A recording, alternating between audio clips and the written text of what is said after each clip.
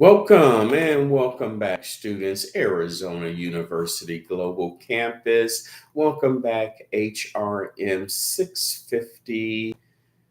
Dr. D, here we are in week 4. Is that a typo? No, we are in week 4. Congratulations. You are past the halfway point.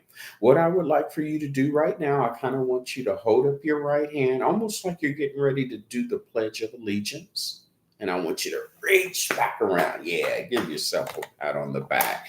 Fabulous work over the first half of the course. Now, we still have 2 very strong weeks left here, 3 when you're counting this week. So it's important that you continue to build upon that momentum. You want to finish this course very strong. And that's really all academic courses, right? Instructors are always very lenient in the beginning, but when you get towards the end of the course and you're incorporating all of that good feedback that you receive, the expectation is that the assignments in the latter part of the course will be a lot more stronger and a lot more rigorous, if you will. So I look forward to that. And here we are in week 4, where we are researching, investigating, and reporting out on employee selection for a diverse workforce. Topics we'll cover in this module will include selecting a diverse workforce with the needed talent, how to select, what to measure, and rewards and benefits management. At the end of the module, you should be able to describe the types of staffing strategies and criteria used to select that talent. You should be able to examine and understand the issues of selecting the measurement used in performance appraisals in various countries. And then finally, explain the influence of national differences on the compensation system. Remember, you've got very robust lectures that are embedded in the modules. You want to read and listen to the lectures. You want to read the textbook assignment.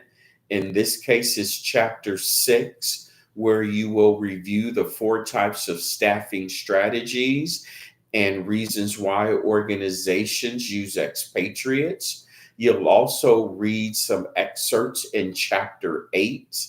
And in chapter 8, will really assist you on understanding the criteria for selecting what measures uh, that you'll be discussing.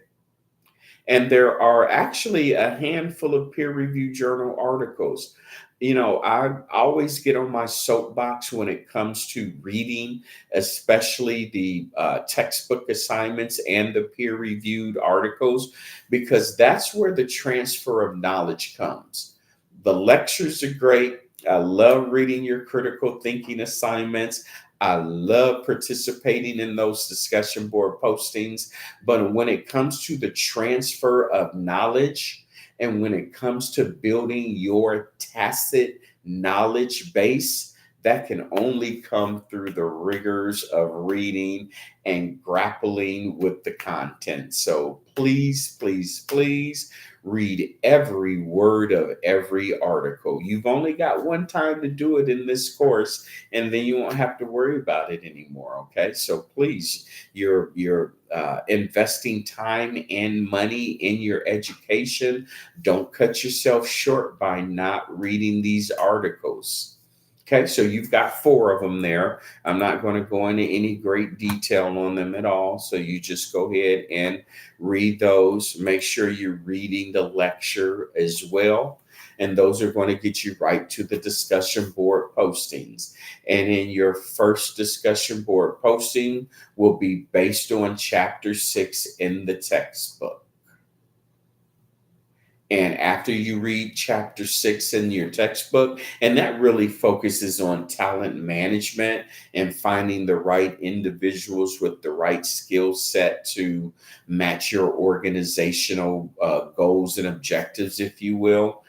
In your discussion board posting, in that first discussion board posting, you're going to explain advantages of getting talent from international labor markets.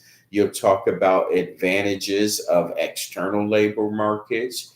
You'll examine the areas of bias within organization decision making as it relates to diverse workforce.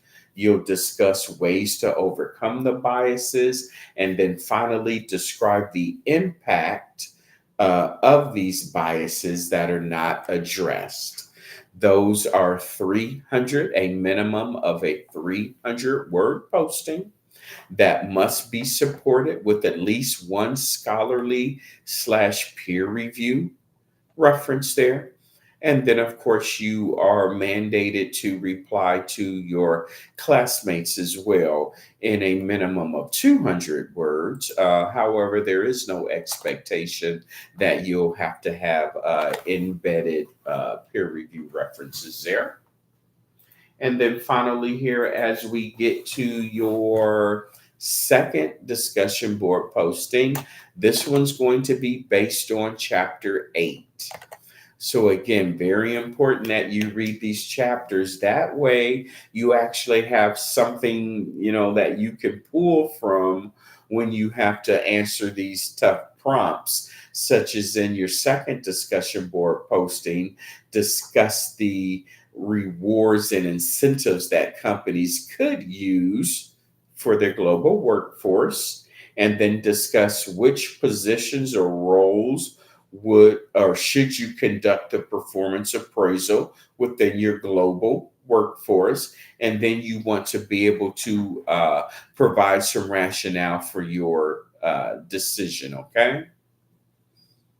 And then actually discuss the discussion board posting actually does a good job of kind of giving you some examples there on how you might want to approach this discussion board posting. So I would advise you to read all of that before getting started.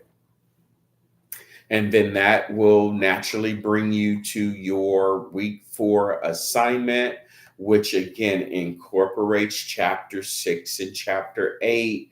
Very tough to get through this module and really through the rest of the course without being prepared to read every chapter in every word in every chapter of your assigned reading assignments there. So yeah, please be prepared to do that there. And in this particular assignment, you will propose a compensation plan for the selected country. And in your compensation plan, you want to make sure you're explaining the rewards, the benefits packages.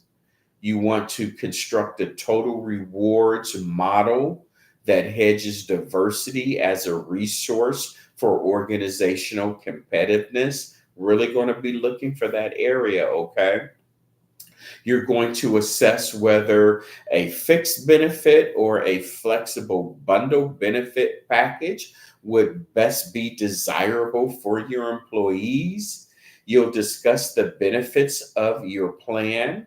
You'll also explain whether the compensation will be hourly, salary, or contingent.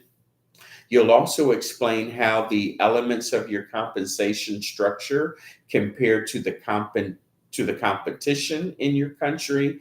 And then finally, consider the tools and benchmarking for your compensation plan. Of course, you're going to follow all of the APA conventions there. You're going to have a minimum number of peer review references. Those peer review references need to be cited in text.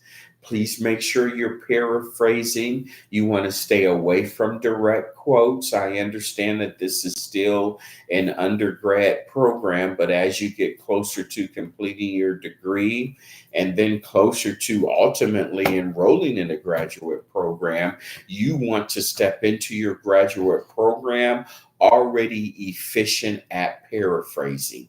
If you do, I promise you, you will be able to hit the ground running and quickly get through your graduate degree program. But you can only do that by putting in the work in the undergrad program, putting in the work of paraphrasing, putting in the work of varying your varying your in-text citations. Okay. I'm here to help.